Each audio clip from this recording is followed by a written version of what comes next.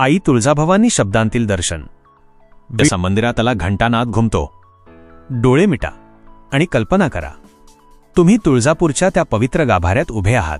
तुमच्या समोर आहे युगानुयुगांची साक्षीदार, तुमची आणि माझी आई तुळजाभवानी.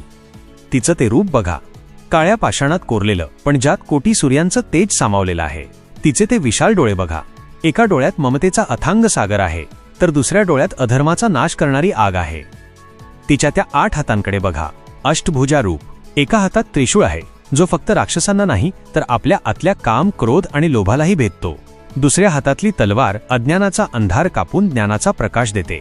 तिच्या हातातला शंख धर्माचा विजय घोषित करतो, तर चक्र काळाची गती फिरवतं. धनुष्यबाण लक्ष्यावर अचूक नेम साधायला शिकवतो, तर गदा अहंकाराचा चक्काचूर करते.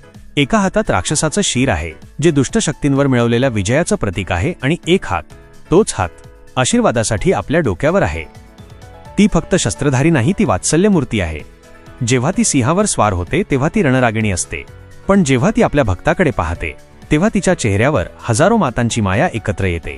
तीच भवानी आहे, जिच्या एका हुंकाराने ब्रह्मांड थरथर कापते.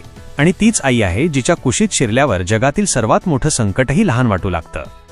तिच्या नावाचा अर्थ अनुभवा. तुळजा म्हणजे जी भक्ताच्या हाकेला त्वरित धावून येते. भवानी म्हणजे जी भवसागरातून, संकटातून तारून नेते. तिच्या पायाशी डोकं ठेवा आणि अनुभवा, तुमच्या मनातली सगळी भीती, सगळी चिंता ती स्वतःमध्ये शोषून घेत आहे, आणि तिच्या आशीर्वादाची ऊर्जा तुमच्या संपूर्ण शरीरात वाहत आहे.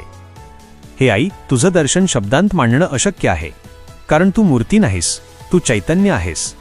तू दगड नाहीस, तू भक्ताचा विश्वास आहेस. तूच सुरुवात आहेस आणि तूच शेवट आहेस. जय भवानी. शेवटी उदे ग अंबे उदेचा गजर आणि घंटा